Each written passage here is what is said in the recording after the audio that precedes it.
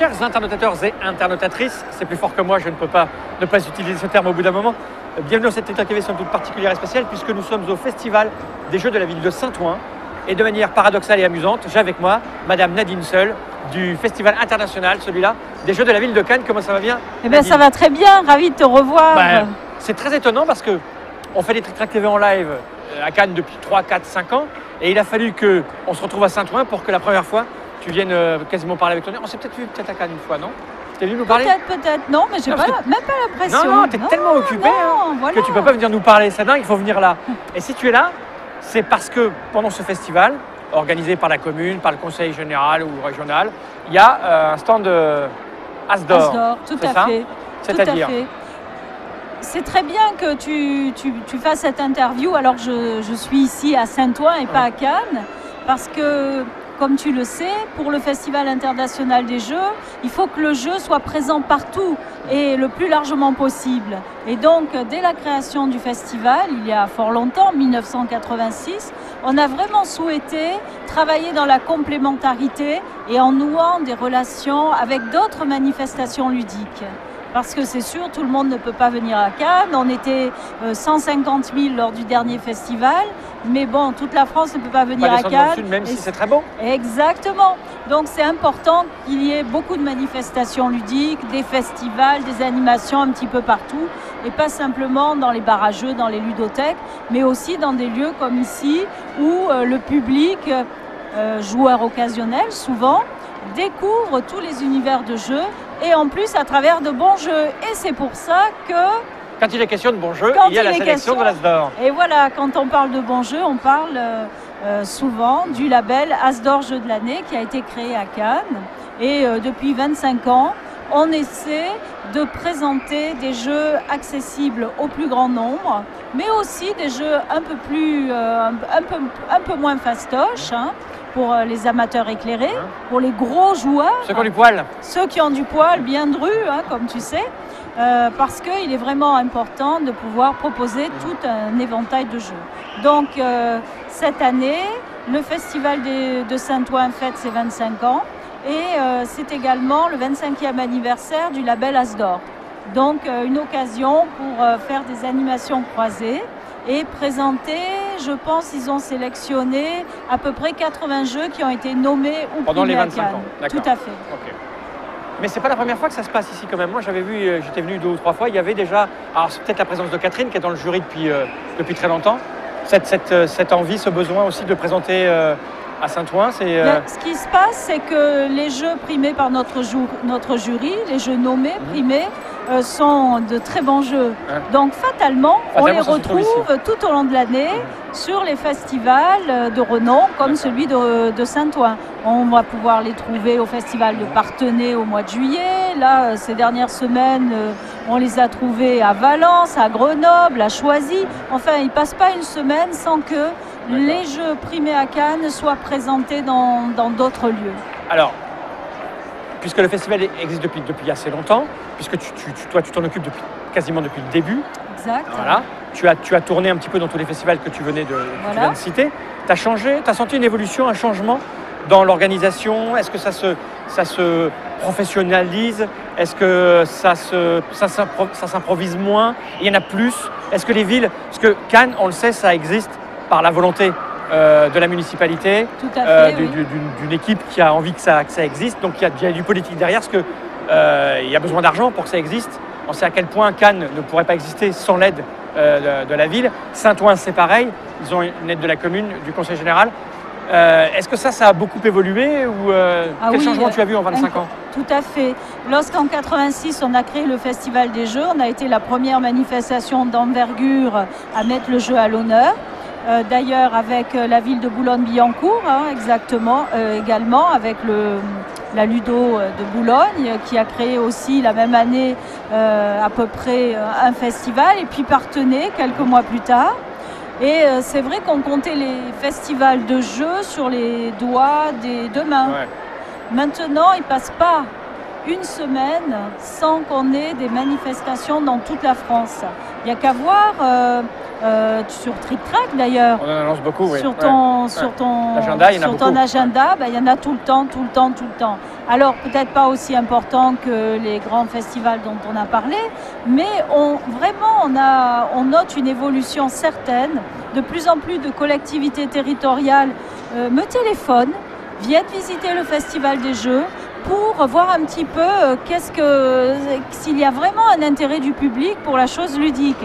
Et tout de suite, ils sont scotchés parce qu'ils voient que le jeu, ça parle à tout le monde, toutes les catégories sociales, toutes les tranches d'âge, et qu'il y en a pour tout le monde. Alors, ce qui a certainement aidé au développement du jeu, c'est sans doute une évolution dans le type de jeu qui est présenté. Avec l'arrivée sur le marché des petits jeux, simples qui vont vite, genre Jungle Speed, ou toute la gamme de jeux faciles, malins de Cocktail Games. Ou si on regarde l'année dernière, le jeu le plus vendu, à 700 000 exemplaires, c'est un petit jeu d'ambiance, c'est Dobble, édité par Asmodée. Donc tous ces petits jeux ont réussi à rentrer dans des couches de population qui n'étaient peut-être pas touchées. Hermétique plutôt. Voilà, parce qu'ils pensaient que le jeu c'était des trucs prises de tête, les échecs, le bridge, ou un peu ringard avec des jeux qu'ils avaient vus et revus et où il n'y avait plus la curiosité de découverte. Et c'est justement avec le label Asdor que nous avons essayé de mettre la création ludique à l'honneur et de montrer que le jeu c'était très varié. Et l'année dernière, notre jury, il s'est coltiné quelques 900 jeux. Donc vraiment, c'est énorme, il y a du monde. Alors, avec ce changement et de plus en plus de manifestations, on sent bien que pour qu'un truc soit viable et grossisse, s'implante, bénéficie de structures larges, il y a besoin des politiques, des villes, etc. J'en ai discuté plus ou moins avec Catherine, avec les gens de la ville de Saint-Ouen, avec le conseil, etc. Est-ce qu'il ne serait pas temps, ce ne serait pas le moment que les plus importants se réunissent, discutent de comment faire un truc peut-être un peu plus large, plus grand, mieux organisé, que les dates ne tombent pas les unes sur les autres? Il n'y a pas une volonté comme ça, non, chez vous, chez tous les grands organisateurs? Toi, tu traînes beaucoup. On te voit à Essen, on te voit partout. Tu discutes avec tous les gens qui organisent quelque chose. Pardon, parce que vous avez l'expérience, ils viennent te poser des questions. Oui, et puis aussi parce qu'on a un label. Vous avez un label, et bien que sûr. Ce label, c'est une garantie de qualité, d'excellence, et que quand une petite manifestation se crée ou quand une ludothèque a envie d'organiser une manifestation un petit peu plus importante, tout de suite ils pensent tiens, on va mettre en scène les jeux qui ont été primés à Cannes parce que ça nous facilite un petit peu le boulot puisqu'il y a déjà le jury qui a testé tout ça. Et il n'y aura pas de bugs dans les règles, c'est des bons jeux, il y en a pour tous les publics, donc ça répond vraiment à notre attente. Donc nous à Cannes, on a toujours été dans la complémentarité, on a toujours essayé d'inviter d'autres manifestations publiques, tu les vois, dès que quelqu'un nous demande de participer, on est ouvert et on essaie de faire des échanges qui permettent justement de développer la communication sur le jeu. Parce que c'est vrai que les médias non spécialisés dans le domaine du jeu ne sont pas vraiment, ne donnent pas une grande place à la chose ludique. De ce fait, il faut tabler sur la communication de terrain. Et c'est vrai que développer les échanges entre les festivals existants est tout à fait quelque chose qu'il faudrait... Vous en parlez entre vous, non, ou pas? On en parle un petit peu entre nous, mais c'est vrai que c'est pas facile. Après, tu disais, s'entendre sur les dates. Ça dépend pas que de la volonté des organisateurs, parce que chaque ville c'est problématique. C'est problématique. On en a beaucoup parlé pour la date du Festival de Cannes, qui ne peut pas tomber autrement que fin février, début mars. Voilà, parce que le Palais des Festivals et des Congrès, c'est une entreprise qui marche beaucoup, une grosse machine, et il y a des congrès tout le temps. Donc pour l'instant, on est positionné sur février, fin février, début mars. Ce sont des dates qui tombent bien, puisqu'il n'y a pas vraiment d'autres manifestations d'importance sur cette date. Voilà, mais c'est pas facile à organiser parce que chaque collectivité territoriale va rencontrer cette problématique. Et puis il va falloir tenir compte des vacances scolaires parce que Le jeu touche également beaucoup les enfants, donc beaucoup de municipalités veulent faire des choses pour le jeune public. Voilà. Alors sinon, tu as fait le tour, tu as vu un peu ce qui se passait. Ton sentiment sur ce festival de Saint-Ouen alors, la différence avec Cannes? Parce que Cannes, il y a beaucoup de circulation. Cannes, il y a beaucoup de circulation. Là, les gens, ils arrivent, ils sont par terre. Voilà. Ici. Donc, c'est pas le même but. C'est pas le même but. Déjà, à Cannes, on a la chance de pouvoir disposer de 30 000 m² pour faire jouer le public. On est aussi à l'origine un festival de tournois et on reste aussi un festival de tournois. Ça veut dire que si tu veux organiser un grand tournoi international de Scrabble, c'est une salle de 2500 m². Pour les échecs, c'est pareil. Donc, ça demande beaucoup de surface pour l'organisation des grands tournois. Donc déjà, ça, c'est une spécificité cannoise. Réunir toutes les grandes fédérations et associations des jeux traditionnels, jeux de l'esprit, jeux de salon, pour leur proposer des espaces où tous les amateurs et champions vont pouvoir disputer des rencontres de haut niveau. Donc ça, c'est déjà une spécificité cannoise. Ensuite, on essaie de fédérer le monde ludique en proposant aux éditeurs les plus importants, mais aussi tout le monde de l'auto-édition, aux distributeurs, aux détaillants, enfin aux boutiques, de venir à Cannes. Donc la spécificité de Cannes, c'est ce rôle de fédérer le plus grand nombre pour montrer la diversité du ludique. Et puis aussi pour essayer de réunir tout ce monde pour faire avancer les choses. Donc c'est vrai que toutes les manifestations ne peuvent pas, pour des raisons budgétaires, avoir cet objectif. Donc on est un petit peu quand même à part, mais on tient vraiment à ce que les autres manifestations aient leur place à Cannes. Et on est vraiment ouvert au développement de ces relations, même si ça ne sera pas toujours facile, pour des contraintes spécifiques à chacun.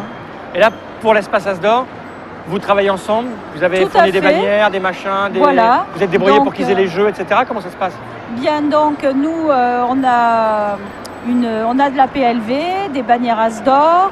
On a édité un petit flyer accordéon où on présente les 14 jeux qui ont été sélectionnés cette année, que l'on met à la disposition des ludothèques, des festivals qui nous le demandent.